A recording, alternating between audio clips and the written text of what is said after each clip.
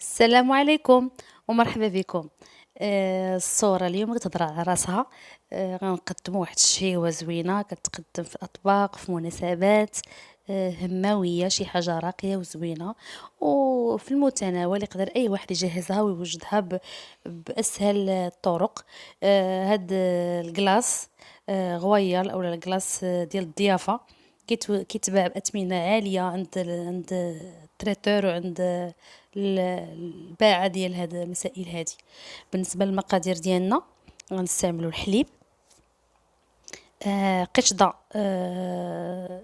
نسيترو ديال القشطة لا كريم فريش، ساشي ديال لاموس، لاموس ديال الفاني، واحد فلون بلا سكر، السكر هنا فضلت ما نخدمش السكر لان الفلون اللي حلو فيه بزاف السكر، ما حنا غنستعملوا الكريم حلوه وكل شيء.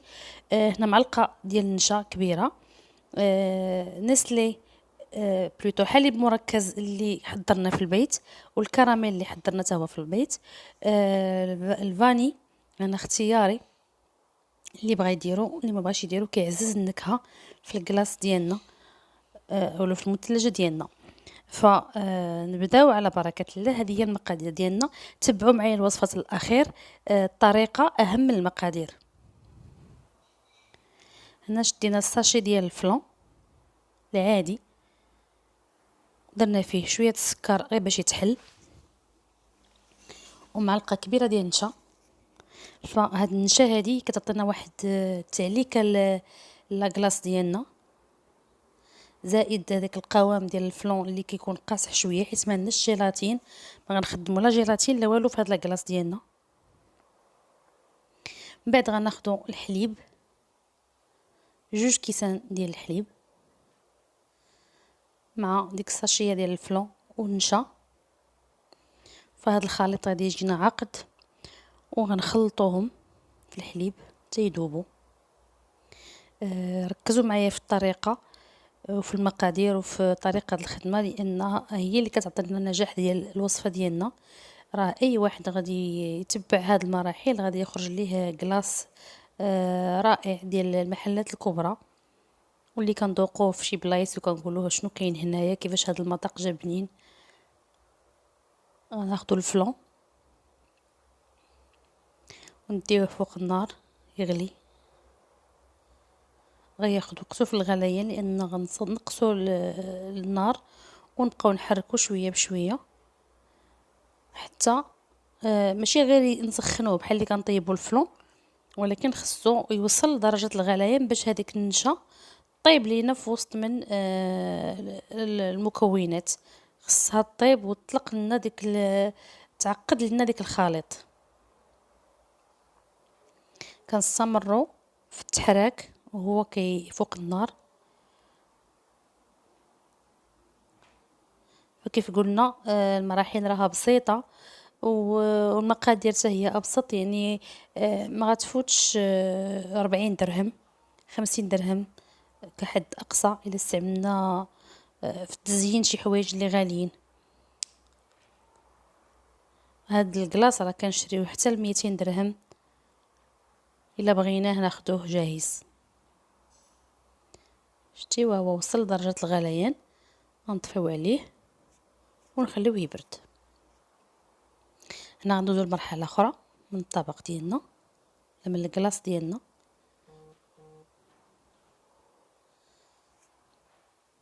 غادي نديرو جوج كيسان الحليب مع ساشيه د الموس، موس فاني. انا خديت موس فاني بنكهة الياغورت، راه ولاو بزاف النكهات، ما بقاش غير الفاني والشوكولا والفريز. راه هاد الاكياس ولاو كيتباعوا في نكهات مختلفه، يمكن حتى ديال املو يمكن راه كاين، كدير 13 درهم. هاد الكلاص كله وبالتقديم اللي غنشوفو في النهايه ديالو ما كيطلعناش حتى ب50 درهم تقريبا، ثمن مناسب مقارنه مع الشكل النهائي ديالو.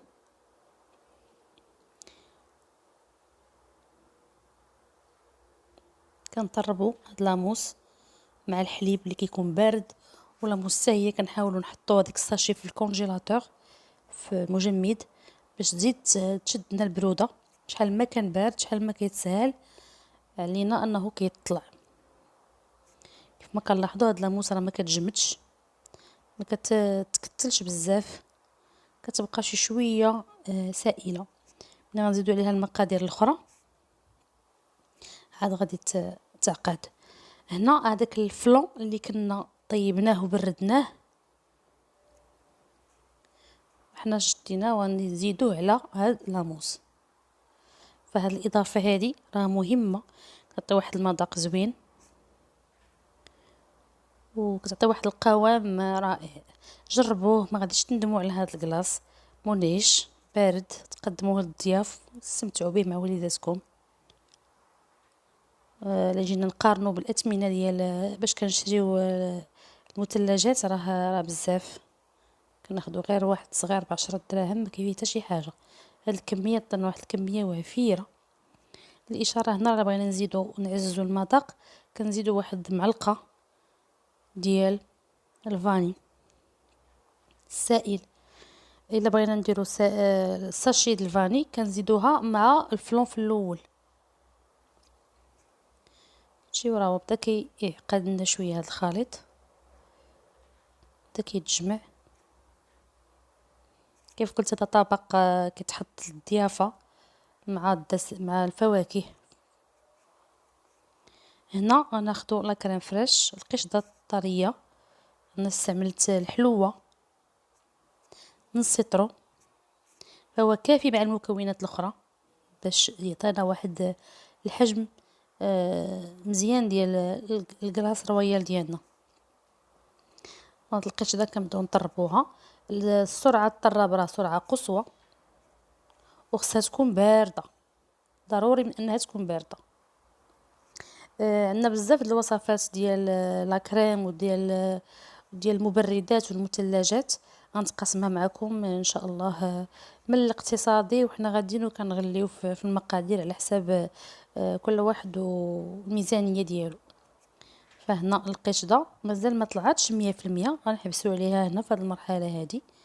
شي باقا جاريه شي شويه، شي باقا كتلعب ماشي 100% طلعت، كتسمى ميمونطي. فغنزيدو ديك القشطه اللي طلعنا على الخليط الاول ديال لاموس وديال الفلون. كنبداو نزيدو شويه بشويه وكنحركو. اللي وصلت معنا هنا ما تنساناش من جيم، تضغط على جيم، زر الاعجاب ضغطنا عليه باش تشجعنا تستمر القناه ديالنا. هنا كمنكهات غنزيدو واحد 2 معالق كبار ديال الحليب المركز المحلى اللي سبق وجهزناه معكم، غنحط الرابط ديالو في صندوق الوصف. وغنزيدو 2 معالق ديال الكراميل اللي حتى هو جهزناه معكم قبل. هادو هما الوصفات الاساس اللي غنخدموه في بزاف د الحوايج من هنا لقدام. مازال غنتقاسم معكم بزاف الوصفات الاساسيه اللي تخليوهم عندكم باش يتخدموا في بزاف د الاستعمالات. فدرنا 2 معالق ديال الحليب المركز المحلى و2 معالق كبار ديال الكراميل بور صالي اللي وجدناه مجموعين. غنخلي الرابط ديالهم في صندوق الوصف. كنعاودو نخلطو غير شي شويه ماشي بزاف. السرعه ديال الخلاط ديالنا الباتور ديالنا ما كتكونش طالعه دابا، حيت غير باش يدخلوا ديك العناصر بيناتهم ويذوب لنا ديك الكراميل والحليب المركز في وسط من الخليط. شتي راه باقي ماشي قاصح، راه شحال ما قصحناه وضربناه بزاف. هادو نصائح مهمين ركزوا عليهم ملي تكونوا كتحضروا الكلاص ديالكم. الا قصحناه بزاف ولا عطيناه بزاف ديال التخلاط فملي غادي يجمد غيعطينا واحد المذاق بحال الزبده، بحال تحسوا بمذاق ديال الزبده وديال اللي دام في وسط من سميتو. باش يبقى كريمي ما تطلعوهش بزاف. من بين الاسرار ديال هاد لي موس وهاد الكلاص هكا ما نطلعوش بزاف الخليط ديالنا الا طلعناه بزاف كيقولنا راه كيولي كيتفرتت في المجمد، ملي كنبغيو نقطعوه ما كيعطيناش ديك القوام الكريمي اللي كناخذوه في الكلاص اللي كنشريو ولا في الايس كريم اللي كنشريوه من الشارع. اللي وصلت معايا لهنا نضغط على زر الاعجاب وتابوني الا كان ما تابوناش، وتفعل الجرس باش يوصلها دائما جديد القناه ديالنا. هنا صافي راه غنوقفو التحرك وراه هو باقي خفيف، يعني كيمشي معانا الا حركنا هذاك الخليط. هنا شدينا واحد الاطار، هو الصغير، هذا هو الصغير في هذاك اللي فيها 3 ديال الاحجام. هذا هو الصغير 24 سنتيم. فلبسنا له من التحت هذاك البلاستيك الغذائي باش ملي نجيو نحيدوه ما يبقى لناش هذاك لاصق لنا في القاع ديال هذاك الاطار. نحيدوه ونقدروا نتحكموا فيه ونزينوه كيف بغينا.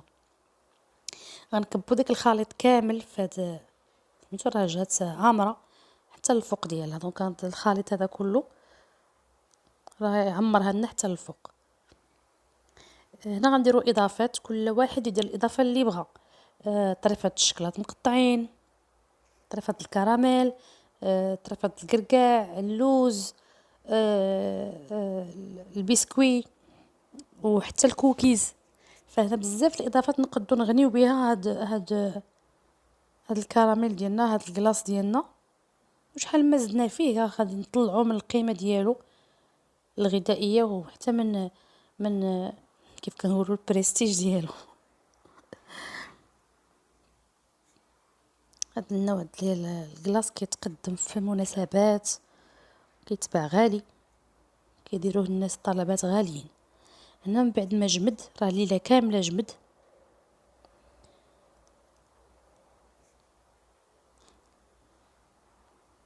ديموليناه